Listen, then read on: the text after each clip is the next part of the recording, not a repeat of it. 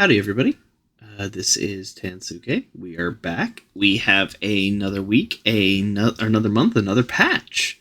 As you can see, this month we have Zoe coming out. That's fun. Another Targon unit's nice. Targon is one of the regions that was really lacking people, to be honest. But I'm curious to see what they do to make her win condition. Probably going to have some invoking, considering, the way that she invokes things, basically by default. Also curious if they're going to give her sharing as caring as her 4-star power, because she kind of has that as her level up condition, but I also don't think we're going to see it as often when we're playing her, but maybe something changes. Alright, let's see. New content, event returning permanently, Spirit Blossom. Okay, Spirit Blossom's good. It was a fun event. There's a lot of cool stuff that happens in there. The thing I am most curious about, let's see if they say anything about it.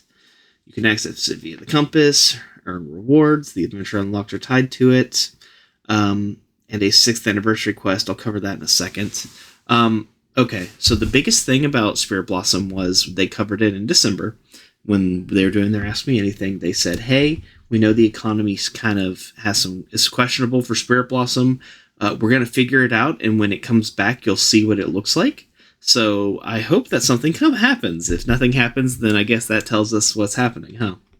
But probably if I were to take a whack at guessing something that would make sense, they don't want people that bought bundles to feel like they lost out. And that's the thing, so they can't just give away, for example, whole spirit crystals that often.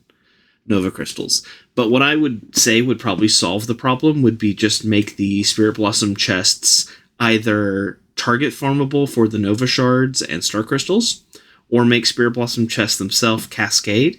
And what I mean by that is, so basically the duplicate protection. The way that, if you have all the champions, now you can only get the Star Crystals and Nova Shards. You have the maximum Star Crystals, because there is a technical cap, now you only get Nova Shards. And then if you get all the Nova Shards, it would just get like Stardust or something. That'd be how I'd solve it, but I'm not the one that designs money for games. So, hopefully they do something like that. That'd be my dream. Alright, 6th anniversary quest. Complete this quest in honor of LoR's 6th anniversary, and you'll be rewarded with 6 gold star vessels. Nice. That's some good resources. Hopefully get some Targon, because I need 20 more shards. Alright, Zoe, new champion to the game. We still haven't seen her star powers. Let's cover those first before we look through her deck. Her 1-star, more sparkles, adventure start. Grant each celestial card a random item for this adventure. Okay, so all the cards that you get in there are going to be nice. Okay. Celestial Herald, +1 starting mana. When you invoke or manifest, grant allies +1/+0. So this is the scaling condition, so you can get a lot more card power by invoking. Okay. So it really is going deep into this invoke manifesting. It's not just a side thing on her, it's like her main thing. Grant to each celestial item 2 random items to this adventure. That'll be nice. If they were rare or better, this would probably be better, and if they were epic or better, it'd be even better. But it's kind of like Thieves' Gloves on all the items. And the expensive ones will probably get some good items, because that's their pool. So this will be interesting to see. Portal Jump, new power, 4-star, rare. Your slow celestial spells accelerate to fast. Oh, that's great. Like, all the celestial spells are slow, I'm thinking, but this will be nice because they're powerful.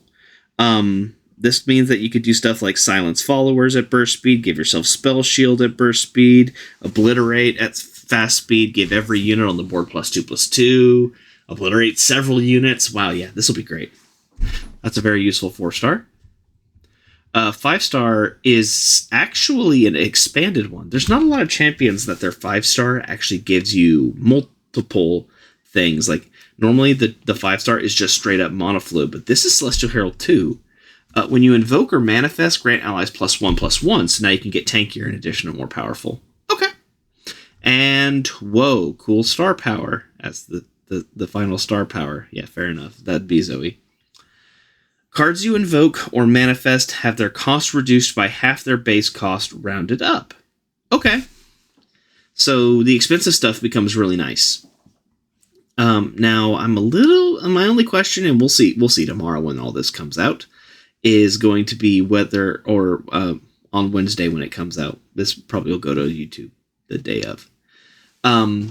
Is I wonder for stuff like, let's say, Wild Inspiration or Cosmic Inspiration, that 7 cost, give allies everywhere +2/+2. When it says have their cost reduced by half their base cost rounded up, does that mean it goes down to 3.5 and rounds up to 4 for a total, like the cost is 4? Or does it mean that it rounds by half their base cost of 3.5, rounds that up to 4, and then reduces the cost so it goes down to 3? I think it's going to go towards the first case, but we will see for sure. And her relic, Space Puppy. Spell Shield. Play, invoke a celestial card that costs 7 or more. You can find Aurelian's soul in this invoke.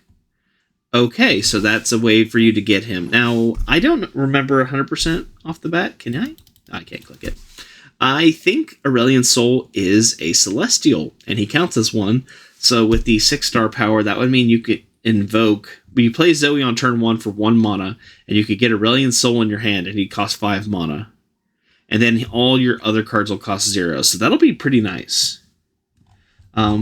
Let's look at... I don't know how useful it is on other people. Ironically, it'll probably be really good on Aurelian's soul himself, because the only downside of Aurelian's soul is that sometimes you end up drafting so many champions into your deck you don't get him, and he's actually really good to play. So, but he has a lot of ways to invoke, so that would be an interesting way to get around that by saying, hey, I can invoke to put him into my hand, and that's a created card, so it would get an extra item on it. Yeah, that'll actually probably be pretty good on Aurelian's soul. All right, Zoe is going to be in her own deck. I am shocked, I tell you. All right. Okay. Giddy Sparkologist. If you behold a celestial card, grant an ally +1/+1 in Spell Shield, which you basically will always have. All right. The Starry Scamp will be free if you have a celestial card. You know this one from Aurelian's Soul deck. It'll be just as good here because it's free. That's great. You love free. Startled Stomper makes sense. I'm curious to see what kind of item it gets. It's your Source of Overwhelm, so it could be all kinds of things. It could be your Challenger, your Quick Attack. I doubt they're going to discount the mana cost on this. Loping Telescope, manifest a Celestial that costs 3 or less, epic or multi-region follower. Okay, hopefully you get the Celestials, because those suddenly matter a lot more with her. That would be fun. Spacey Sketcher, discard 1 to invoke a Celestial card that costs 3 or less. Also useful. Great to get more Celestial cards to help get your early game going. Bastion, grant an ally +1/+1 in Spell Shield. I definitely think this needs either to have a mana cost reduction or a draw on it to be useful. I suppose it could also have Invoke on it. Any of her cards could have Invoke on it and it'd be okay. But I feel like this one is definitely kind of sticking out as pretty weak without extra good items. So hopefully it gets something good. Moon Dreamer. Play Invoke Nightfall to reduce its cost by 1. This makes sense as a later game card. Does she have any more? Oh, that's her most expensive card. So yeah. She's kind of about blitzing with Celestial cards and hoping you have enough oomph to finish them off. Sleepy Trouble Bubbles is going to be in her deck. Okay. So that opens up Echoing Spirit as a potential fun option, because now you'll be able to play it for 1 mana. I am guessing that this may have like Stopwatch as a burst speed stun, or even just accelerated to a fast speed would be interesting. The second half of it with the Paddle Star is expensive, so I would guess, I would bet if anything that this would have 1 mana discount on it, and then Paddle Star will either have 2 mana discount on it, or it will have extra damage to compensate. That would be my prediction, and I'm probably wrong, but it's fun to guess. All right, that's all that. Zoe bundles will be there available. I'm going to look at the Zoe bundle and the Battle Pass. I'll see what's up. There's a chance that maybe I just get the Celebration bundle because I don't need the Battle Pass, but we'll see. Content change list. Change Emporium offers. Scoundrel Hunter swaps for Yasuo's Windblade. That is unfortunate. Yasuo's Windblade is better. Changed relics. Guardian Angel caused issues when released and was causing infinite bug loops to this day. If you're not familiar, the Elder Dragon fight against in the Zoe adventure, if you have Deathless and Guardian Angel, your units can capture. Your units capture, then they die, then they release the enemy unit, they revive, they capture the unit, but the gloom hits, and then you get stuck in this infinite loop. That's probably what they're talking about here. We would have used Deathless, but Guardian Angel was made before Deathless, so we have the solution below. It used to give an extra revive and revive with 1 health. Now it is +2 health and Deathless.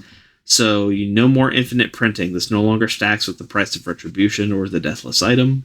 Start adventures with +2 revives. So an extra revive is nice, and the health is nice, but this is definitely a nerf, for sure. People that run this are going to be a little sad. Because you won't revive a unit that can block, you won't revive a unit that can attack. It's stunned because it's Deathless. This makes sense. They've made their stance on champion printing very clear over the years. So I'm not shocked to see this at all. I was surprised they added the Price of Retribution before changing this. So don't be shocked that this is going away. This makes a lot of sense. Okay, let's look at bugs. Fixed an issue where missing translation would appear in the Emporium. Yeah, we saw that. Fixed an issue where Udyr was missing from the Zoe adventure. It was on the he was on the Fiddlesticks adventure, funnily enough. Fixed an issue with text templating on Rhythm of Despair. Okay, not sure what that means. Fixed an issue with Rhythm of Despair and Outcast's Edge, which is the Diana power that gives Nightfall power and maybe quick attack. So they can be re-triggered. Okay, so if you have one of those cards that re-enables Nightfall, that can work. Fixed an issue with the Nightmare Fiddlesticks adventure, had an additional Udyr region slot with no reward. That was exactly what I just mentioned. Fixed an issue with an equipment that has an item to it. Any keywords from the item are not applied to equipment or the unit it becomes equipable to. This is very nice. I'm sure Aatrox is very happy to see that because that was a very sucky situation for him. This affects the following items: Rejuvenation Bead, Phantom Dancer, Zeal, Bilgewater Cutlass. Oh, Vayne likes this too then. Fixed an issue where choice cards were not forwarding correctly, grow, shrink, and set for card stat values. Okay. But alright, Zoe's going to be interesting. I'm looking forward to her. We'll give her a shot. We'll be playing the night that patch comes out. So anybody's welcome to join. And this has... I'm looking forward to this. I think this stuff's good. I'm curious how they handled Spirit Blossom. I'm looking forward to free extra loot. And Zoe's going to be fun. So, alright. I will catch you guys later. This has been Tansuke. Thank you for watching.